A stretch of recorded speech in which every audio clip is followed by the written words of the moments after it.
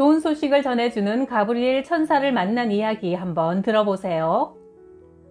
1977년 어느 토요일 저녁 10시 30분쯤 나는 책상에 앉아 말씀을 묵상하고 기도하며 주일 예배를 준비하고 있었다. 그때 나는 호련히 천사의 방문을 받았다. 정확히 2시간 동안 계속 천사와 대화했고 천사는 앞으로 내 평생에 일어날 일들 중 일부를 알려주었는데 그중 한 가지는 우리 교인 중 한 사람과 관련된 일이었다. 그는 1977년 2월 4일에 예수님을 영접했는데 그해 5월 30일 비행기 사고로 사망하기로 정해져 있다고 했다. 하나님은 모든 일을 미리 계획하고 실행하시는 분이다. 그는 죽기 전 마지막 금요일 예배에 참석했고 나는 그에게 점심을 같이 하자고 하면서 꼭 해야 할 말이 있다고 했다. 식사하면서 그는 내게 말했다. 목사님, 아무래도 제가 곧 죽게 될 것 같은 이상한 느낌이 자꾸 들어요. 그는 천사가 내게 말한 대로 정확히 1977년 5월 30일에 비행기 사고로 하나님께로 돌아갔다.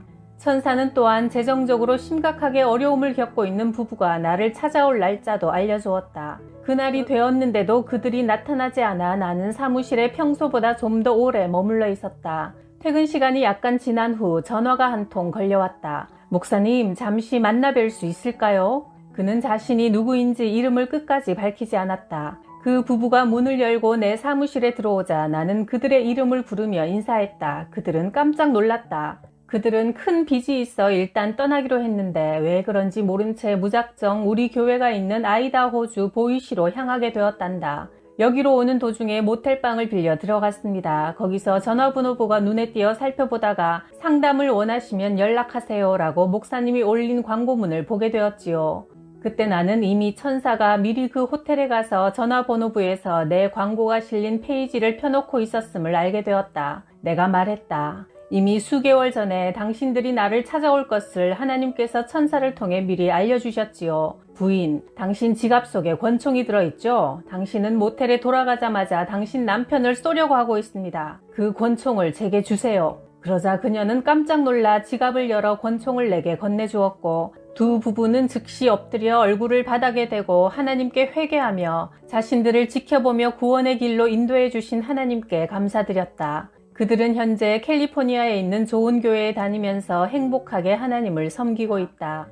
필리핀으로 선교 여행을 떠나기 일주일 전 가브리엘 천사가 또 나를 찾아왔다. 이번 여행이 하나님의 계획 안에 있다는 점을 내게 확신시켜주며 내가 만날 사람들의 이름을 미리 알려주었다. 필리핀으로 가기 위해 경유지인 샌프란시스코 공항에서 일어난 일이다. 6시간 동안 대합실에서 기다리고 있는 중 내 옆자리에 한 필리핀 청년이 앉았고 그와 즐겁게 대화를 나누었다. 그 후 비행기에 탑승했을 때 그 청년이 또 내 옆자리에 앉아 있었다. 나는 천사가 알려주었던 이름을 떠올리며 당신 이름이 사리아노가 맞나요? 하고 물어보았다. 그는 눈을 휘둥그레 뜨며 굉장히 당황해했다. 나는 그에게 가브리엘 천사가 그의 이름을 미리 알려주었다고 솔직하게 말했다. 하나님이 당신을 너무나 사랑하시고 이번 여행에는 당신을 향한 하나님의 놀라운 계획이 있습니다. 당신을 통해 가족들에게 복음이 전파될 것이며 그동안 하나님께서 당신을 계속 지켜보시며 보살펴 오셨습니다. 어떻게 하나님이 저를 알 수 있어요? 저는 하나님을 몰라요. 정말 하나님이 제게 관심이 있다는 말씀인가요? 그래서 이 모든 일을 저를 위해 미리 준비하셨다고요?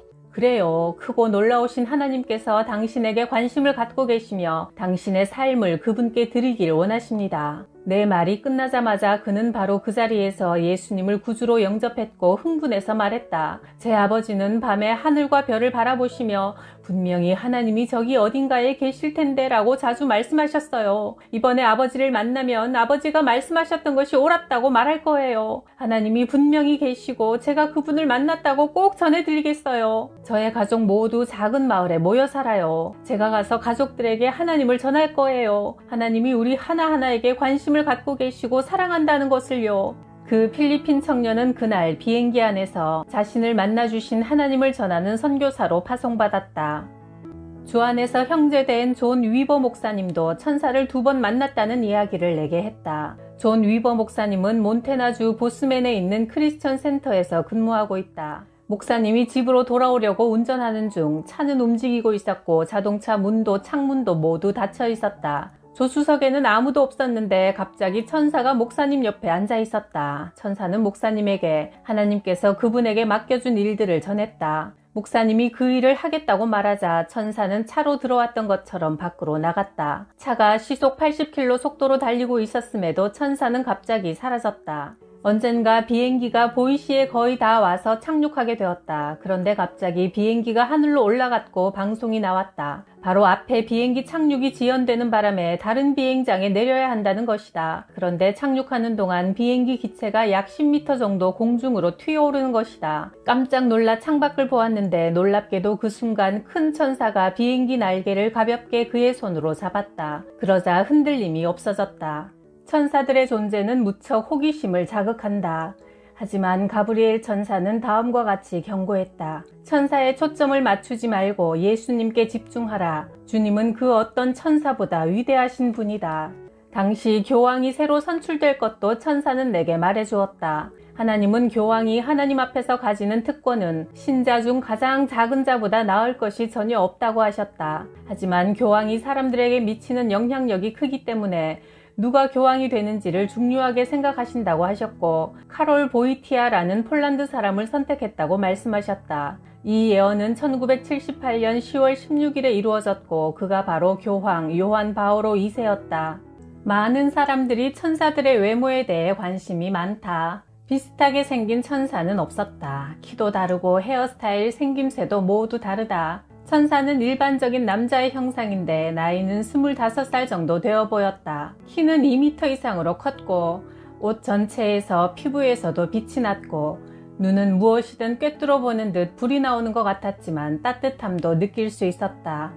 과거의 많은 일들이 하나님께서 정하신 대로 움직인 것처럼 미래의 될 일들 역시 계획되어 있다. 성경에 하나님께서 이루시기로 예언된 말씀은 빠짐없이 그대로 성취되었고 아직 때가 이르지 않은 것들도 반드시 이루어질 것이다. 하나님은 다니엘에게도 내 계획의 일부를 너에게 보여주겠다 말씀하셨다. 이스라엘이 70년 동안 바벨론의 포로가 될 것이며 70년이 다 차면 페르시아 왕 고레스가 예루살렘을 재건하도록 칙령을 내릴 것이다. 그리고 그날로부터 483년 후 내 아들 예수가 세상을 위해 자기 생명을 내어줄 것이다. 그는 이 세상의 죄 때문에 죽을 것이다. 페르시아 제국을 멸망시키고 헬라 제국을 건설했던 알렉산더 대왕에 관한 역사도 하나님께서 이미 계획하신 대로 이루어진 것이다. 알렉산더가 죽자 제국이 4개로 나누어지고 4명의 장군들이 분립국으로 통치했다는 역사적 사실은 하나님의 계획이 그대로 이루어진 것이었다. 하나님께서 매일 우리 개인의 삶 속에도 개입하셔서 인도하고 계신다는 사실이다. 우리가 그분과 함께 동행하고 그 뜻에 순종할 때 우리 길이 평탄해질 것이다. 그러나 혹시 우리가 그 뜻을 분명하게 깨닫지 못해 헤매면 빙빙 돌아가는 수고를 감당해야 할지라도 하나님은 그분이 정해두신 목적을 향해 우리 각자를 한 걸음씩 이끌고 계신다. 6월절에 예수님이 죽으시고 3일 후 부활하시고 50일 후 오순절에 성령을 보내신 것도 우리 각 사람의 구원도 창세전에 하나님께서 이미 계획했던 일이었다. 하나님은 창세전에 그리스도 안에서 우리를 택하시고 사랑하셔서 하나님 앞에서 거룩하고 흠이 없는 사람이 되게 하셨다. 에베소서 1장 4절. 또한 하나님이 정하신 그날 예수님이 다시 오셔서 하나님의 위대한 구속 계획을 완성시킬 것이다. 예수 그리스도는 인류 문명의 핵심이다. 과거에 있었던 모든 역사는 바로 예수님을 설명하고 있고 앞으로 일어날 모든 일도 바로 그분을 가리키게 될 것이다. 어린 양으로 죽으신 그분은 하늘과 땅의 모든 권세를 가진 위대한 통치자로 다시 오실 것이다. 그분만 바라보고 동행하면 두려움이나 초조함에서 자유를 얻게 된다. 이 세상이 필요로 하는 것은 바로 예수님이다. 그 예수님을 전하고 보여줄 수 있는 통로가 바로 우리 자신이다. 우리가 주위 사람들에게 관심을 가지고 예수 그리스도의 복음과 하나님의 사랑을 전할 때 하나님은 하늘의 책에 그런 행위들을 모두 기록하시고 우리가 하나님 앞에 섰을 때 잘하였다, 착하고 충성된 종아 칭찬하실 것이다.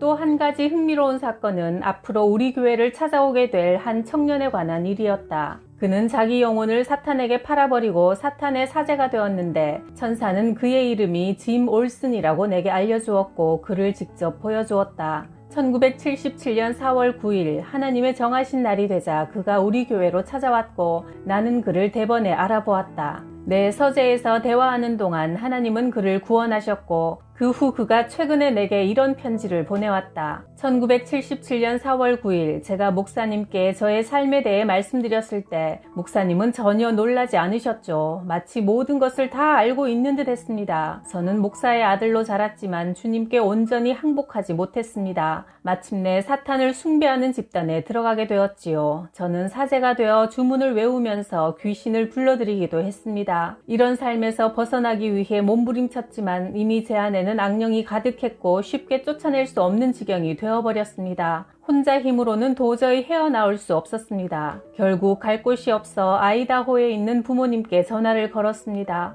다행히도 부모님은 여전히 저를 사랑하고 계셨고 저는 사탄 숭배하는 곳을 떠나 집으로 돌아왔습니다. 저를 떠났던 아내도 다시 돌아와 우리가 함께 하와이로 여행을 갔는데 거기서 어떤 부부를 만났고 그분들이 저를 아이다호 보이시에 있는 목사님의 교회로 인도해 주셨습니다. 저는 하나님께 항복한다는 의미로 제 사무실에 흰색 길을 걸어놓고 있습니다. 짐 올슨. 과거에 천사를 통해 일하셨던 하나님은 지금도 일하고 계신다. 때로 천사는 사람의 모습으로도 나타나기 때문에 우리는 천사를 보아도 그것이 천사인지 깨닫지 못하는 경우도 많다. 우리 눈에 보이지 않더라도 천사는 언제나 우리 주변에 있다. 하나님께서 너를 위해 천사들을 명하사 네 모든 길에 너를 지키신다. 시편 91편 11절. 모든 천사들은 구원받을 사람들을 섬기도록 보내심을 받은 영들이다. 히브리서 1장 14절. 천사가 알려준 가장 인상 깊었던 내용은 하나님은 사람에게 큰 관심을 갖고 계시고 사람들을 사랑하신다. 우리가 하나님의 뜻에 제대로 반응하지 못했을지라도 하나님은 언제나 또 다른 계획을 갖고 계신다는 사실이었다. 또한 우리가 하나님께 올려드린 기도는 이미 들으셨기 때문에 더 이상 구걸하듯이 기도하지 말고 대신 하나님을 찬양하며 그분이 행하실 일을 기대해야 한다고 천사가 알려주었다. 그리고 예수님이 우리에게 그분의 영이신 성령을 부어주실 때는 우리가 주님을 위해 행할 일도 맡기신다. 세상의 빛이 되어 영혼들을 하나님께로 인도하는 일을 하게 하시려고 성령을 부어주시는 것이다. 나는 1977년부터 3년 동안 총 27회 천사의 방문을 받았다. 천사들은 내게 나타날 때마다 하나님께서 이 세상에 전하고자 하시는 메시지를 가지고 왔다. 주님이 주시는 메시지들을 한마디로 표현하면 내가 지켜보고 있단다 라고 할 수 있다.